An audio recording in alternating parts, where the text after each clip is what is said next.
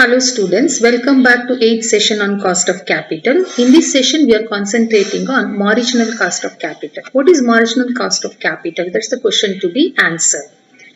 So see, in an existing organization, so whenever they need fund, additional fund, so they raise additional fund from different sources based on their calculation of cost and return from those sources. So that which they can rely with less cost and which results in more profit, on such source they will rely on as and when they need fund.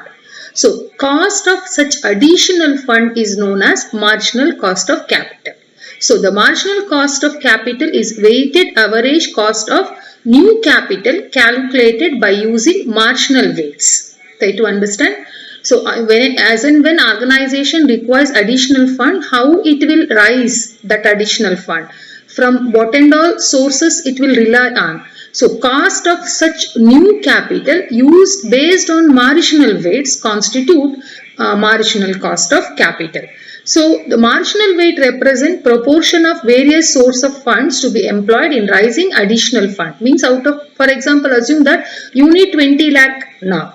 You decided to raise 20 lakh from equity, debt and preference. Equity of 10 lakh, debt of 5 lakh and preference of 5 lakh. So out of the total extra, that is 20 lakh, equity constitute 10 by 20, means 50%. Debt constitute 5 by 20, 25%. Preference constitute 5 by 20, that is 25%. This new proportion means out of additional capital, what is the proportion of each and every source that organization relied on to raise that additional fund, that constitute marginal weight. So marginal cost of capital will be calculated based on marginal weight. As far as try to concentrate, the marginal cost of capital shall not be equal to weighted average cost of capital. However, the marginal cost of capital concept ignores long-term implication of new financing plan, and thus weighted average cost of capital should be preferred for maximization of shareholders' wealth in long run. In the sense, whenever organization wants to take a decision on any aspect which must result in enhancing wealth to the shareholder, it will not take into consideration marginal cost of capital as base. Instead, it will take into consideration weighted average cost of capital. So, it is very clear that marginal cost of capital is nothing but cost of additional source, average cost of additional source an organization relied on as and when requires a new fund or additional fund. Try to understand. So, now, even marginal cost of capital is calculated based on marginal weight. So, we won't take into consideration existing capital. We will take only the additional capital and sources from which this additional capital will be raised and proportion of each and every source in the total additional capital. So, marginal weight is the base for calculation of marginal cost of capital. You just look at this problem. A firm has the following capital structure. After tax cost for different source of funds are given. See, after tax cost is given, even proportion is also given. Calculate weighted average cost of capital using book value weight. The firm wishes to raise further 6 lakh for expansion of its project as below. Additional 6 lakh, how it will rise is given. Debt, preference, equity of 3 lakh, 1.5 lakh, 1.5 lakh respectively. This is how additional funds will be raised. Assuming specific cost do not change, compute weighted marginal cost of capital. See, now we are not mixing this additional capital to the existing capital. We will calculate weighted average cost of additional capital separately and weighted average cost of existing capital separately. That is weighted average. This is new one is marginal cost of capital. You just see how they calculated weighted average. So source is given, proportion is also given. We need not calculate. After tax cost is also given. So only thing we have to do is multiplying proportion with after tax cost, we will arrive at weighted cost, which is 11.35%. So then we have to calculate marginal cost of capital. So marginal means additional. Additional we need 6 lakh. Out of that 3 is raised from debt, 1.5 from preference, 1.5 from equity. So what is the proportion? So proportion is 3 lakh divided by 6 lakh, 1 lakh 50 divided by 6 lakh, 1 lakh 50 divided by 6 lakh. Marginal weight is 50, 25, 25. So after tax cost, it is given that there is no change in cost. Even same cost is applicable to marginal fund or additional fund also. Cost remain unchanged, 7%, 10%, 15%. Marginal weight into after tax cost will arrive at the weighted marginal, not the weighted cost, it is weighted marginal cost. So weighted marginal cost will become 9.75%. While taking decision, organization will not rely on marginal cost of weighted marginal cost of capital. Instead, it will concentrate on weighted cost of capital. So this is all about marginal cost of capital. So let me have look at one more problem which is there now. So in considering the most desirable capital structure for a company, the following estimate of debt and equity after tax have been made at various level of debt equity proportion. What is given is debt as a percentage of total capital employed is given, cost of debt is given, which is cost of debt is given and cost of equity is given. So you just look at this problem, entirely different from the problem which we have already solved.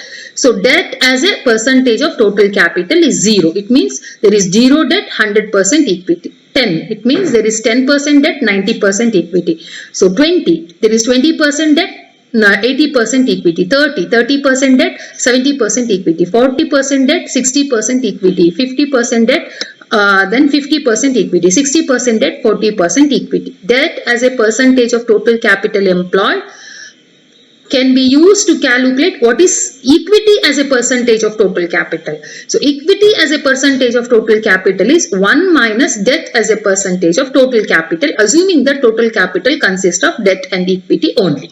So what they ask, you are required to determine optimal debt equity mix for the company by calculating composite cost of capital. So we have to calculate what is the optimum debt equity mix so that organization can earn more profit at very less cost. First we will take debt as a percentage of capital given 0, 10, 20, 30, 40, 50, 60. Then we have to calculate equity as a percentage. So equity as a percentage of capital is 1 minus debt as a percentage of capital. 1 or 100. 1 here means 100. So 100 minus 0 is 100, 100 minus 10 is 90, 100 minus 20 is 80, like that till end we have to calculate equity as a percentage of total capital employed. Then we have to write cost of debt. So it is, then we have to check whether it is after tax or before tax. As far as cost is concerned, it's clearly given it is after tax, take as it is. Then we have to calculate cost of equity. So what is cost of equity? It is given 12, 13, 12.5, 13, 14, 16, 20. Now we have to calculate weighted average cost or composite cost of capital for how many proportion? 1, 2, 3, 4, 5, 6, 7. 7 different proportion of debt and equity. For first 0% debt, 100% equity. For next 10% debt, 90% equity. For next 30% debt, how much? 70% equity. Like that we have to calculate. So composite cost means overall cost of capital or weighted average cost of, no, not weight, overall cost, not weighted average, overall cost of capital for each and every proportion of debt equity mix is cost of debt, proportion of debt into cost of debt plus proportion of equity into cost of equity. Proportion of debt is 0 into cost of debt is 5 plus proportion of equity is 12, cost of debt, proportion of equity is 100, cost of debt is 12, so composite cost is 12%. Next, cost of debt is 10, proportion of debt is 10, cost of debt is 5, 10 into 5 plus cost of equity is 12 and proportion is 90. 12 into 90, answer is how much? 11.30. So like that for each and every proportion of debt and equity we have to calculate composite cost. So that composite cost which is the least is the optimum. So which is least? You just look at this: 12%, 11.39, 11%, 10.75, 10.8, 11.25, 12.2. So 10.75 is the least composite cost. So when we have least composite cost means that proportion. What is the proportion of debt and equity? 30 is debt, 70 is equity. Yes. 30 is debt, 70 is equity. So at 30% debt, 70% equity, overall cost of capital is minimum. That itself is optimum cost of capital. So ಮಕ್ಕಳು ಈ problem ಸ್ವಲ್ಪ different ಆಗುಂಟು. ಇಲ್ಲಿ ಏನ್ ಕೇಳಿದ್ದಾರೆ ಅಂದ್ರೆ cost of debt ಕೊಟ್ಟಿದ್ದಾರೆ, cost of equity ಕೊಟ್ಟಿದ್ದಾರೆ, debt as a percentage of capital employed ಕೊಟ್ಟಿದ್ದಾರೆ. Cost of debt, cost of equity ಕೊಟ್ಟಿದ್ದಾರೆ ಅಂದ್ರೆ ಟೋಟಲ್ ಕ್ಯಾಪಿಟಲ್ ಅಲ್ಲಿ ಡೆಟ್ ಮತ್ತೆ ಇಕ್ವಿಟಿ ಮಾತ್ರ ಉಂಟು ಅಂತ ಅರ್ಥ. ಕೊಟ್ಟಿರೋದನ್ನ ಹಾಗೆ ಬರ್ಕೊಳ್ಳಿ, debt as a percentage of total capital employed. ನಾವೇನ್ ಕ್ಯಾಲ್ಕುಲೇಟ್ ಮಾಡಬೇಕು? Equity as a percentage of total capital employed. ಹೇಗೆ ಕ್ಯಾಲ್ಕುಲೇಟ್ ಮಾಡೋದು? 1 minus debt as a percentage of total capital employed. Otherwise 100 minus what is that? Debt as a percentage of total capital. Debt 0 ಇದ್ದಾಗ equity 100, debt 10 ಇದ್ದಾಗ equity 90, debt 20 ಇದ್ದಾಗ equity 80, debt 70 ಇದ್ರೆ equity 30, debt 50 ಇದ್ರೆ equity 50, debt 20 ಇದ್ರೆ equity 80. 1 otherwise 100 minus percentage of debt as a percentage of total capital employed. ಈಗ proportion of debt ಸಿಕ್ತು, proportion of equity ಸಿಕ್ತು. Composite cost ಅಂದ್ರೆ weighted average cost. ನಾವು composite cost ಹೇಗೆ ಮಾಡ್ತೇವೆ? Proportion into cost, proportion into cost. So that's total. ಅರ್ಥ ಮಾಡ್ಕೊಳ್ಳಿ. Weighted average cost ನೆನ್ಪುಂಟಲ್ಲ, proportion into cost, proportion into cost. weight, proportion means weight into cost. ಇಲ್ಲೂ ಕೂಡ ಹಾಗೇನೆ, proportion into cost, cost of debt plus proportion of debt, into proportion of debt plus cost of equity into proportion of equity. So ನೀವು weighted average cost of capital ನ problem ನೋಡಿದ್ರೆ ಇಲ್ಲಿ ಅಂತಹದೇ ಎಷ್ಟು problem ಇದೆ ಅಂದ್ರೆ 1 2 3 4 5 6 7 7 ಪ್ರಾಬ್ಲಮ್ಸ್ ಸಾಧ್ಯ. ಅಂದ್ರೆ ಒಂದ್ ಪ್ರಾಬ್ಲಮ್ ಏನಂದ್ರೆ ಡೆಟ್ 0 ಇದೆ, ಇಕ್ವಿಟಿ 100 ಇದೆ, ಹಾಗಾದ್ರೆ ವೆಯ್ಟೆಡ್ ಅವರೇಜ್ ಎಷ್ಟು? ಇನ್ನೊಂದು ಪ್ರಾಬ್ಲಮ್ ಅಂದ್ರೆ ಡೆಟ್ 10 ಇದೆ, ಇಕ್ವಿಟಿ 90% ಪ್ರಪೋರ್ಷನ್, ಹಾಗಾದ್ರೆ ವೆಯ್ಟೆಡ್ ಅವರೇಜ್ ಎಷ್ಟು? Cost remain unchanged. ಆ ತರ ಕ್ಯಾಲ್ಕುಲೇಟ್ ಮಾಡಿದಾಗ ಕಂಪೋಸಿಟ್ ಕಾಸ್ಟ್ ಅಥವಾ ವೆಯ್ಟೆಡ್ ಅವರೇಜ್ ಕಾಸ್ಟ್ ಬರ್ತದೆ 12%, 11.3%, 11%, 10.75, 10.8, 11.25, 12.20.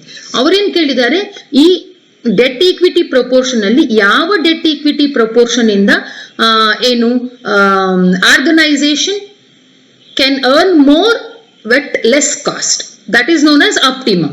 So ಇದರಲ್ಲಿ 30% debt to 70% equity ಇದ್ರೆ ಮಾತ್ರ overall cost ಅಥವಾ composite cost is less.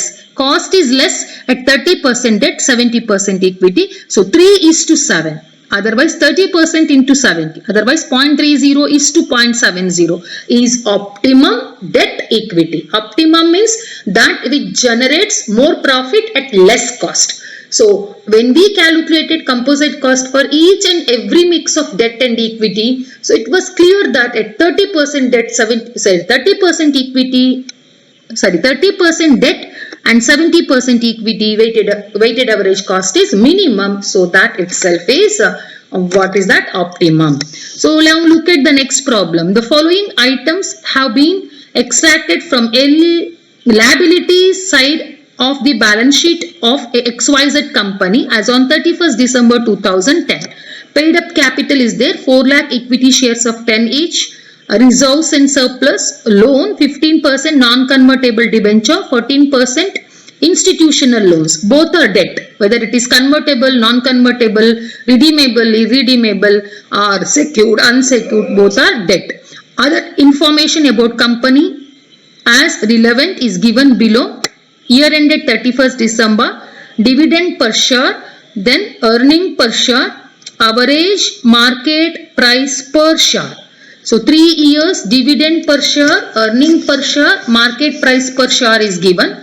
You are required to calculate the weighted average cost using book value as weight and earning price ratio as the basis for cost of equity. Assume 30% tax rate. So while calculating cost of equity, we should make use of earning per share model, earning per ratio as base. So that is what the question they asked. So let me see, book value is already given. What is the book value? So book value of equity is how much? 40 lakh plus 60 lakh.